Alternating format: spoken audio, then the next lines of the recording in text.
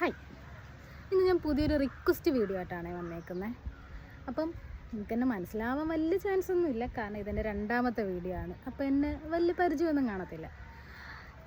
ഞാൻ കൊല്ലത്ത് സൊമാറ്റോ ഓടുന്ന ഒരാളാണ്. അപ്പോൾ ഇന്നലെ ഞാനൊരു വീഡിയോ ഇട്ടിട്ടുണ്ടായിരുന്നു. ഇന്ന് വേറൊരു റിക്വസ്റ്റ് വീഡിയോ ആണ്. അതായത് നമ്മൾ സൊമാറ്റോയിൽ ഫുഡ് ഓർഡർ ചെയ്യുന്ന കസ്റ്റമേഴ്സ് ഉണ്ടല്ലോ, അവർക്ക് വേണ്ടിയിട്ടുള്ളൊരു വീഡിയോ ആണ്. റിക്വസ്റ്റാണ്. നിങ്ങളോട് നമുക്ക് അഭ്യർത്ഥിക്കാനേ പറ്റത്തുള്ളൂ, അല്ലാതെ നിങ്ങളടുത്ത് വന്നിട്ട് ഓർഡർ ഇടാനൊന്നും നമുക്ക് പറ്റത്തില്ല. അതുകൊണ്ട് ജസ്റ്റ് റിക്വസ്റ്റ് വീഡിയോ.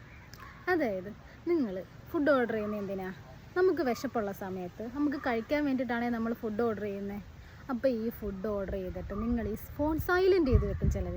ഇല്ലെങ്കിൽ നിങ്ങൾ ഫുഡ് ഓർഡർ ചെയ്തിട്ട് നിങ്ങൾ ചിലപ്പം കുളിക്കാനോ അല്ലെങ്കിൽ വേറെ എന്തെങ്കിലും ആവശ്യങ്ങൾക്കോ അല്ലെങ്കിൽ ഫോൺ അകത്ത് വെച്ചിട്ട് നിങ്ങൾ പുറത്ത് വന്ന് നിൽക്കും. നമ്മൾ നിങ്ങളുടെ ലൊക്കേഷനിൽ എത്തിയിട്ട് തുരുതുരാ കിടന്ന് കോൾ വിളിക്കും. നിങ്ങൾ ഫോൺ എടുക്കുമോ? ഇല്ല. അപ്പോൾ അത് നമുക്ക് എന്തോരം സങ്കടം ഉണ്ടാവും. നമ്മുടെ ജോലിയല്ലേ അത് ബാധിക്കുന്നത്. അപ്പോൾ നമുക്ക് ചെറിയൊരു സങ്കടം ഉണ്ടാവത്തില്ലേ? അതുകൊണ്ട് ചിലർ ഫുഡ് ഓർഡർ ചെയ്തിട്ട് അവർ നമ്മൾ കോള് വിളിക്കുമ്പം നമ്മുടെ കോള് വരുന്നത് നമ്മുടെ പേഴ്സണൽ നമ്പർ നല്ല കോള് വരുന്നത് സൊമാറ്റോയുടെ കസ്റ്റമർ കെയർ അങ്ങനെ ഒരു രീതിയിലാണ് കോള് വരുന്നത്. ആ സമയത്ത് ചിലർ കട്ട് ചെയ്ത് കളയും. എന്നിട്ട് നമ്മൾ ചോദിക്കുമ്പോൾ പറയുന്നത് എന്താണെന്ന് വെച്ചാൽ, അയ്യോ ഞാൻ വിചാരിച്ച് കമ്പനി കോളായിരിക്കുമെന്ന്. പക്ഷെ നമുക്ക് നമ്മുടെ പേഴ്സണൽ നമ്പറിൽ നിന്ന് ഈ കാണുന്ന ഡെയിലി നമ്മൾ എങ്ങനെ പോയാലും ഒരു 500-1000 ഓർഡറൊക്കെ നമ്മുടെ സിറ്റിയിൽ വരുന്നതായിരിക്കും. ആ സമയത്ത് നമ്മുടെ പേഴ്സണൽ നമ്പറിൽ നിന്ന് നിങ്ങളെ കോൾ വിളിക്കുന്നത് നടക്കുന്ന കാര്യമാണോ? അല്ല. അങ്ങനെ നമുക്ക് വിശ്വസിച്ച് എല്ലാവരും വിളിക്കാൻ പറ്റുമോ? അതും പറ്റത്തില്ല. അപ്പം നിങ്ങൾക്കത് ഊഹിച്ചൂടെ? അല്ലെങ്കിൽ ഞാൻ ഫുഡ് ഓർഡർ ചെയ്തിട്ടുണ്ട്, ചിലപ്പോൾ എന്നെ അവിടെ നിന്നായിരിക്കും വിളിക്കുന്നത് എന്നുള്ളൊരു ചിന്ത പോലും അവർക്കില്ല. ചിലപ്പോൾ ചില ആൾക്കാരുണ്ട് കേട്ടോ, രസമാണ്. അവർ വീടിനകത്തുനിന്ന് ഇറങ്ങില്ല, എന്നാൽ കറക്റ്റ് അഡ്രസ്സ് അവർ വെക്കത്തുമില്ല. അവർ വീട്ടിനകത്ത് നിന്നിട്ട് നമ്മൾ ചിലപ്പം കറക്റ്റ് ലൊക്കേഷനിൽ വന്ന് അവർ വീടിൻ്റെ ഫ്രണ്ടിലായിരിക്കും ഈ നിൽക്കുന്നത്. എന്നിട്ട് നമ്മൾ വിളിക്കുമ്പോൾ അവർ പറയും, അയ്യോ നിങ്ങൾ ആ ജംഗ്ഷനിലെത്തിയോ? ആ ജംഗ്ഷനിൽ നിന്ന് അപ്പം നമ്മൾ വീണ്ടും ഇവിടുന്ന് ഓടി ആ ജംഗ്ഷനിൽ പോകും. ആ ജംഗ്ഷനിൽ പോയിട്ട് വീണ്ടും ഇവർ പറയുന്ന വഴി കറക്റ്റ് വരുമ്പോൾ നമ്മൾ വീണ്ടും വന്ന് നിൽക്കുന്ന ഇവർ വീണ്ടും ഫ്രണ്ടിൽ തന്നെ ആയിരിക്കും.